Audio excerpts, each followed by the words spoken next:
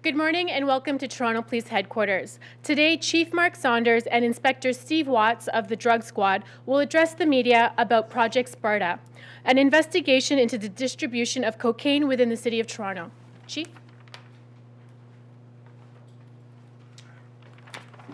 Thank you, Jennifer. Thank you, everyone, for being here today. And first, let me just speak to the work done by the men and women of the Toronto Police Service each and every day, going out there and putting it all out there to keep our community safe. And a special thanks to the specialized units. When we talk about our drug squads, when we talk about our guns and gangs, when we talk about our homicide, sexual assault squads, the work that they do on a day-to-day basis is astronomical, and they've never let us down. And again, today, this is a testament of that.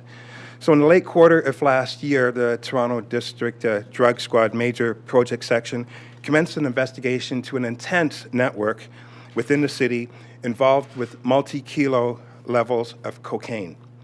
This large-scale investigation was able to look for and establish storage and distribution of these particular locations where illicit drugs were being distributed. The investigators identified a number of locations, vehicles, and persons involved in this investigation. And on January the 9th of this year, the investigators were able to make arrests. 3 male adults associated with a sophisticated network within drug distribution in the city have been apprehended. You can see the tremendous amount of items that are here. Inspector Steve Watts, who runs the drug squad and has fantastic teams, will be here to give more details as to arrests, charges, people, and I'll be here for questions after if necessary. Inspector Watts. Good morning. Thank you, Chief. Before we start, I'd just like to echo what the Chief said and my appreciation for the dedication, for the incredible work ethic of my personnel at the Toronto Drug Major Project Section. I'd like to just start with just a short background on this. I'll just describe what the items are in front of me here. Essentially, this was an investigation, utilized different type of intelligence-led techniques. It was significant results. In front of you, you'll see 68 kilos of powder cocaine on the tables to my left and to my right. There's also, in front of that, there's a garbage bag. One of them's open. It's dried marijuana. There's 5 additional bags over there equaling 120 pounds of marijuana. To my left, this is also cocaine on the upper tier and lower tier here. In the blue lid Tupperware is a quantity of 1 kilo of crystal meth. So just to get the total, 68 kilos of powder cocaine, 1 kilo of crystal meth. There's also, to the left of that is MDMA. There was 5 kilograms of MDMA seized, and on the top left, we have 7 kilograms of ketamine that were seized. In addition with that, there was a total of $343,000, $343,750 seized from this takedown. And there's 3 subjects, 3 individuals that were arrested. Mr. Nicholas Droge, surname D-R-O-E-G-E, Mr. Hung Nguyen, N-G-U-Y-E-N, and Mr. Adrian Narayan, which is N-A-R-A-Y-A-N. Mr. Droge and Mr. Nguyen are currently out on bail. Their next court date is February 20th. Mr. Narayan is currently in custody at this point in time. All of them are facing possession for the purpose of trafficking cocaine charges jointly, possession of the proceeds of crime, which I referred to jointly. In addition to that, Mr. Narayan has a possession for the purpose of cocaine, crystal methamphetamine, and MDMA as well. So the kind of distinctive, or one of the distinctive things about this, which I wanted to bring to your attention and for everyone's kind of edification, is we've all dealt with trapped vehicles, and you guys have been here before and you've seen some of the trapped vehicles that we've located. In this particular investigation, there was 2 vehicles, both Toyota RAV4s, which had traps in them. And now we're seeing more prevalent. We've seen this for a little bit now, but it's becoming more prevalent with trapped furniture. So to my left and your right, you'll see a coffee table and TV stand, and it's trapped furniture, which is operated by magnets. So that's a thing that's been developing in the last couple of years, and we're starting to see that fairly prevalent now in our investigations. So I'll open it up to any questions that you might have about that. You said that you had some different kind of intelligence, or can you explain to us about what was different this time around the investigation? Yeah, I think you misheard me. Sorry. The guys that you arrested, do you think that they were working in coordination with a bigger network, a bigger gang? Like, do you think that there's still more out there, or do you think that you collected everybody, arrested everyone that was involved in this? No, in fairness, absolutely. What I will say is when you're at this level, when you're trusted with 10, 20, 40, 70 kilos, that puts you at a certain level in an organization, but there's obviously a back end, there's obviously a source to this amount of product. We're talking high level importers, high level traffickers. This trapped furniture? Trapped furniture? Yes, it's basically, it can be made, whether it's a TV stand, coffee table, end table. It's essentially the lid. So the top section is detachable from the main compartment, and it's operated by magnets, and that's what secures it. So it looks, by any standard, when the search warrant is executed, it looks just like a regular coffee table and or an end table, and but it's essentially has hidden compartments in it. So it's just for hiding. It's not for like. Right. It's to conceal illicit product, whether it be contraband, whether it be firearms. We've had experience with firearms exposed. It's the same analogy would be drawn to a vehicle trap, just to basically prevent detection of the items. So not to cause any harm, but just to hide. No, you're like hypothesizing like a booby trap? Yeah. Yeah, no. We're not, that's not our experience. These are like homemade kind of projects, or did they go out and buy them like this? No, I wouldn't classify them as homemade. Some of them are highly professionally custom made. The same with the vehicle traps. I can tell you, a vehicle trap in a vehicle it's got literally factory trim, factory carpet. It's not a homemade situation. And some of these pieces of furniture would be the same. They'd be custom built pieces of furniture that upon first glance you would easily walk by and not even feel the need to check. So it's not like they go to the brick or whatever, buy them for a couple $100 and then change them over to this purpose? No, I suggest that you and I aren't constructing our own from Home Depot.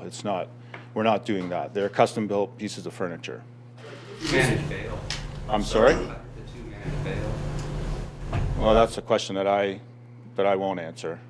I can't answer that question. There's every person before the courts has a separate set of parameters that their bail and that their release is based on, so I won't speak to that. Were any of the accused wanted for any other offenses when they were taken down or out of probation or anything like that? Not to my knowledge. Okay. And you'd mentioned that the car trap is something that you've seen before in previous investigations, but the furniture trap, that's new to your investigators? Relatively. We've seen it before. This is the first time that I'm putting it out to the generalized media and out to the public, myself personally. Okay. You'd also mentioned that there was some distribution that was happening at stores. Can you describe for us what sort of stores are we talking about here? I think you misheard the stores comment. There's no it was a distribution network of illicit contraband, controlled substances. There's no stores, no mention of any stores. Where was it all being housed? Because you have like a ton of stuff here. I don't want to get too much. Some of it was in the trapped vehicles, some of it was in different residences. As I said, there was 3 residential search warrants conducted, and there's 3 vehicle search warrants, and so different quantities were seized in different locations from the residences and the vehicles, and that includes the money and the controlled substances. Were these the locations where these people lived, or were they alternate Correct. houses? Yes, correct. Is there anything illegal about customizing this furniture or making these secret compartments in these vehicles? Because obviously both take some expertise to pull off, right? I mean, is that a crime to make a trap door in a car or in a TV stand? I would say no. That's my personal opinion. Do you know who's doing it? Like, are you able to zero in on that? Because I'm assuming these are done by professionals. Correct. Yes. Yes, we have, Oh, sorry, go ahead. sorry, to answer your question, yeah. There are certain people, they advertise quite openly that it's not a secret that they construct these traps, correct? What was the project's name again? Sparta. Sparta? Right. How did it come to that name? Sparta is just a reference to a resemblance of one of the targets to one of the characters from the movie 300. It's just a little, you know. I give my guys some leeway, and I give my guys, you know, some ability to think up a name and something that's non-offensive, right? Something that's not derogatory, and in fact, it was quite complimentary in my opinion. Kidding. Which of the three guys looked like Sparta? Well, it just so happened to be the star, right? The Scottish actor. Someone help me out. Gerard Butler. If we could all look like Gerard Butler, we'd be doing well. So, thank you. Is this a part of like the Asian crime syndicate? Like we've heard about Asian gangs working in the GTA. Do you think that this is something coordinated with that? What I will say is that you guys are all familiar with the source countries for cocaine. We've talked about that before. And what I will say is in any large urban environment, including ours in Toronto, a number of different organized crime groups, and that includes traditional, urban, Asian. This is a money business, correct? This is a commodity-driven money business. So if you are in the business of making money, and so I will say that they could all be involved. That's correct, yes.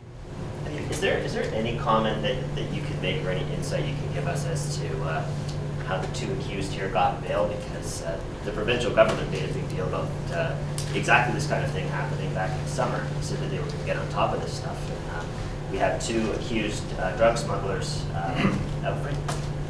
Right. Like I said, I'm not going to speak too much about that. The courts, the judiciary is cognizant. Every person that goes before the courts has their own set of parameters that they're based on and the case is based on. So, and that's all I'll say to that. I mean, that's the way the process works, and that's not a police ownership type of issue. Can you speak like a little bit big picture what it means for your squad to have this amount of drugs off the street, and these three guys who you indicated were clearly at the top of this network? Okay, so just to clarify, it's not so much about my squad. I've given props, the chief has given props to my squad. So that's one factor. I'm looking at it as a more of a public safety issue.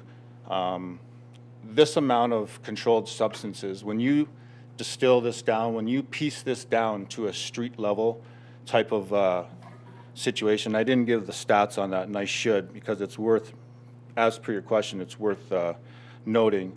The cocaine alone at the kilo level, if someone was to purchase the kilo level, which the reality is not a lot of people are in that position, that's $3.4 million. At the street level, it's $6.8 million. So we're dealing with issues with our street violence, with drug-related shootings and homicides.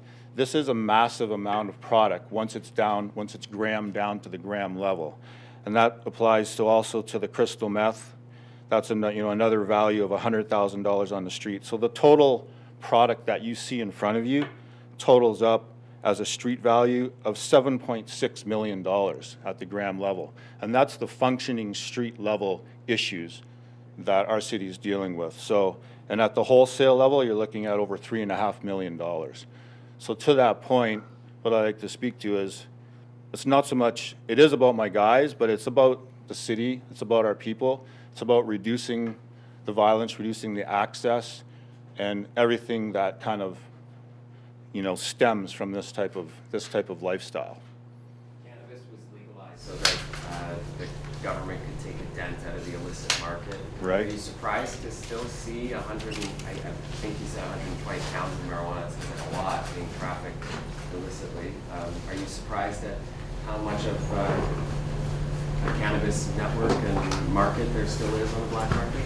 No, I'm not. No, I'm not. It's, that's all I'll say to that. Why are you not surprised? We go back to drugs are about money, drugs are a commodity. So if you want to purchase a quantity of product, we're talking cannabis now, we're talking weed, unless you're able to provide it to me for X amount of dollars a gram, then you're going to have a black market, and that's the bottom line. Thank you, Inspector. That concludes today's conference. Thank you. A news release has been or will be posted shortly, and the items will be here in order for you to take visuals.